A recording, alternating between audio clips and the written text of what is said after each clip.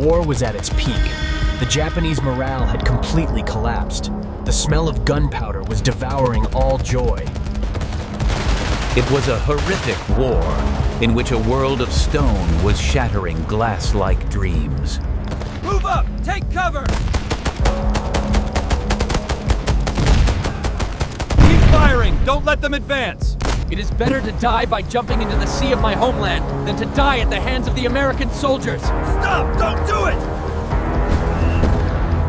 In the chaos of battle, one American soldier risked everything to save his wounded brother in arms. In the heart of fierce urban combat, American and Japanese troops exchanged relentless rifle fire amid collapsing ruins and chaos. American Sherman tanks rolled forward, unleashing powerful shells that shattered enemy-held buildings in thunderous explosions of dust and fire. Explosions tore through buildings, sending walls and roofs crashing down in clouds of dust that choked the battlefield.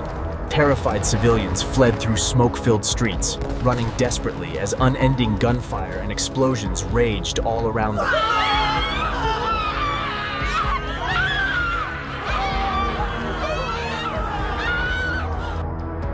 Machine guns chattered endlessly while mortars answered back, turning the street into a storm of flying bullets and blasts.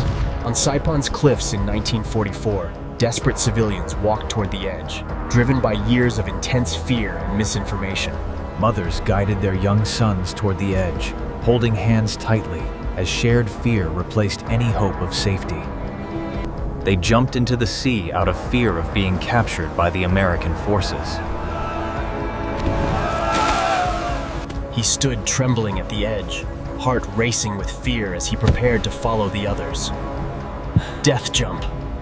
I must do this! Ah! I'm alive! I'm still alive! American Marines watched in horror from afar, shouting reassurances that could not reach the terrified crowd.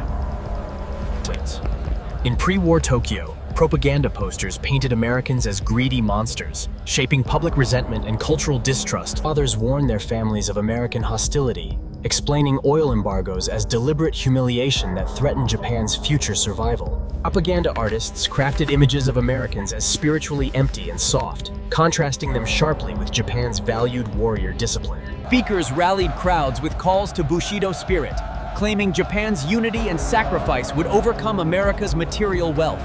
In early Guadalcanal clashes, Japanese troops tested American rifle skill, still viewing their enemy as capable but spiritually inferior. Officers documented American firepower as impressive, yet clung to belief that their enemy lacked true warrior initiative. Discovering extravagant American supply dumps reinforced Japanese view that their enemy was spoiled and overly reliant on material excess.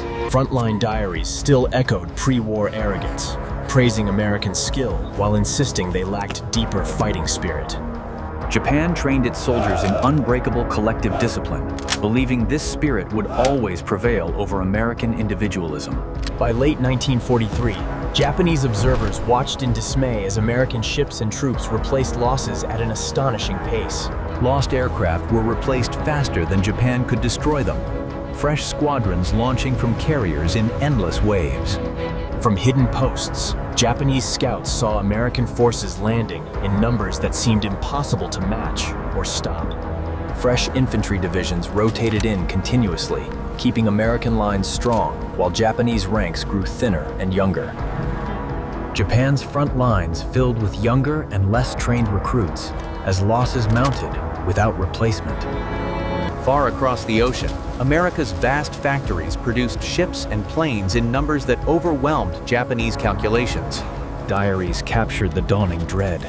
The enemy was not just men, but an unstoppable industrial tide.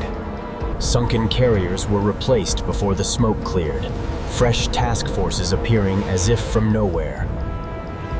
Command posts watched lines on maps retreat steadily, the weight of endless American replacements sinking in.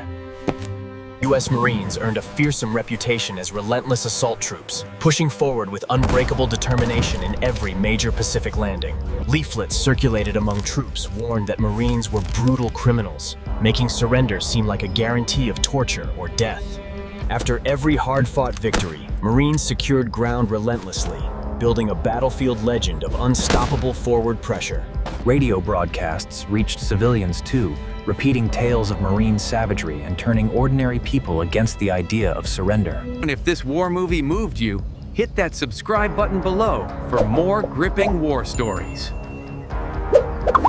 Marines adapted quickly to jungle warfare, advancing methodically and overwhelming defenses with coordinated, relentless firepower.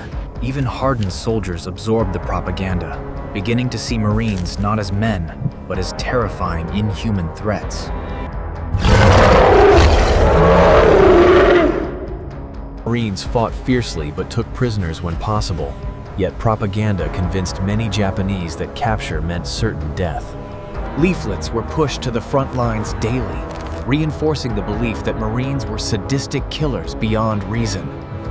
Some Japanese soldiers feigned surrender to lure Americans close, then detonated grenades in desperate close-quarters ambushes. Medics approached wounded Japanese, unarmed to offer aid, only to face sudden knife attacks that shattered trust. Rumors of trophy-taking spread rapidly, even isolated incidents fueling Japanese belief in American brutality. Radio reports amplified stories of trophy collection, turning isolated rumors into widespread proof of enemy savagery. Naval guns unleashed earth-shaking barrages, shells falling endlessly and making sleep impossible for those on the receiving end. Nighttime bombardments shook the ground with outposts, leaving soldiers exhausted and psychologically crushed by unrelenting industrial power.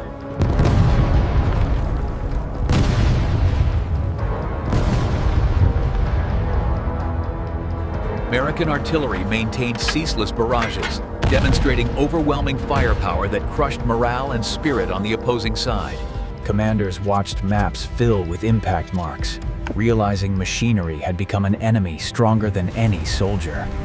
Thousands of Okinawan civilians were pressed into labor, building defenses while caught helplessly between advancing armies. American forces landed on Okinawa with massive naval support, beginning the bloodiest Pacific battle just miles from Japan's home islands. Desperate broadcasts urged Okinawans and mainland civilians to fight on, warning that surrender would bring unimaginable suffering. After surrender, occupying American troops distributed food and treated civilians with restraint, shocking many who expected brutality. Occupation forces followed strict guidelines of professionalism, proving wartime propaganda had created a deeply distorted image of the enemy. The heartbroken Japanese soldiers surrendered their weapons. The contrast revealed propaganda's power. Fear had convinced millions death was better than capture by imagined monsters.